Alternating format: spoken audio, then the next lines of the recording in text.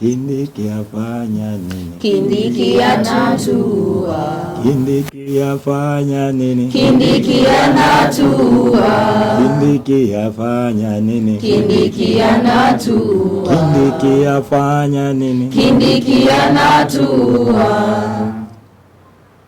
Professor Kindiki is the enemy of the Kenyan people.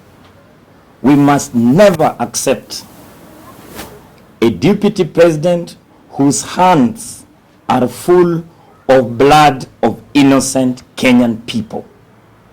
We just don't reject the nomination of Professor Kindiki as the deputy elect, but we also reject the vote crowd in parliament that continue to be used by the Kenya Kwanza regime to actually undermine the Kenyan project. Rex Masai's blood is in the hands of Professor Kindiki. There's over 78 comrades that were martyred are in the hands of Professor Kindiki. This current Kenya Kwanza government is beyond reform. In fact, we cannot negotiate with them. Everything they do, they help us to mobilize the anger of the Kenyan people. The nomination of Professor Kindiki as the deputy president has even brought a new anger in the majority of the Kenyan people. The Communist Party of Kenya will be at the forefront to make sure that this Kindiki project is humiliated and defeated. Down with Kindiki, down. Down. Kindiki afanya nini? Kindiki Atatuua. Kindiki afanya nini? Kindiki Atatuua. Kindiki afanya nini? Kindiki Atatuua.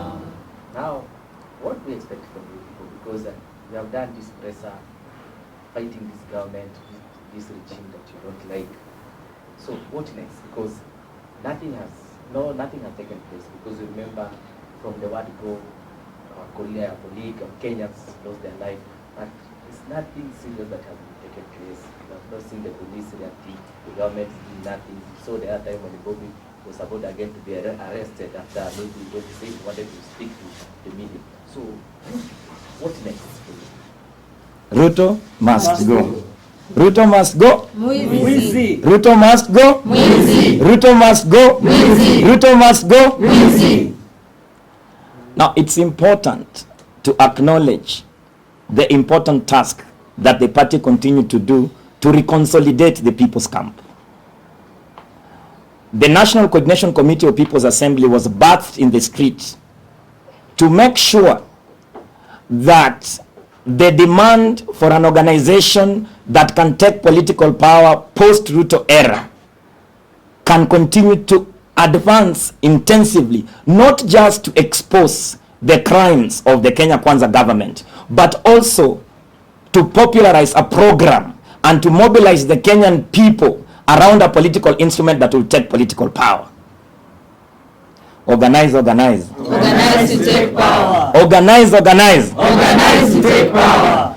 That the Communist Party of Kenya has continued to clarify the popular wisdom in the street, that when the young people went to the street and they are saying that they are partyless, that their demand was that they needed a political party that answers to their needs, that the current political parties, both in opposition led by Raila Amolo Odinga and in government led by President William Samoei Ruto, have actually auctioned the future of the young people. That demand is what the Communist Party of Kenya is building, a national popular front under the coordination of the National Coordination Committee of People's Assembly to take government. That is where the Free Kenya movement is, where Bob Njagi is. That is where we sit with Senator Mtata's place here at the National Reconstruction Alliance. That is where the United Green Movement Party is, and that is where the 18 social justice centers are. But the debate at the center of it is that we need to mobilize the Kenyan people and reach out to the products of the Gen Z revolution. The products of Gen Z revolution are those people that emerged as leaders. For example, the gifted Morara Kebaso has continued to bring out the rot in President William Samoei Ruto. And even he has gone further to launch the Inject Party. The Communist Party of Kenya continues to welcome him to join the National Coordination Committee for People's Assembly, so that on the People's Camp we are united. Every person that is a product of the Gen Z struggle they have a place at the National Coordination Committee of People's Assembly. So we are building a coalition of progressive and revolutionary political party and organization to take political power. This is what next. We have actually unleashed the most popular charter. It's called the Tunakataa, an anti-imperialist and anti-capitalist charter. We are going to continue to popularize this as we continue also to deflate the propaganda of this state that continue to tell us that the young people cannot lead. The Communist Party of Kenya takes pride that we have also even gone further to clarify that this youth uprising must be on the side of the majority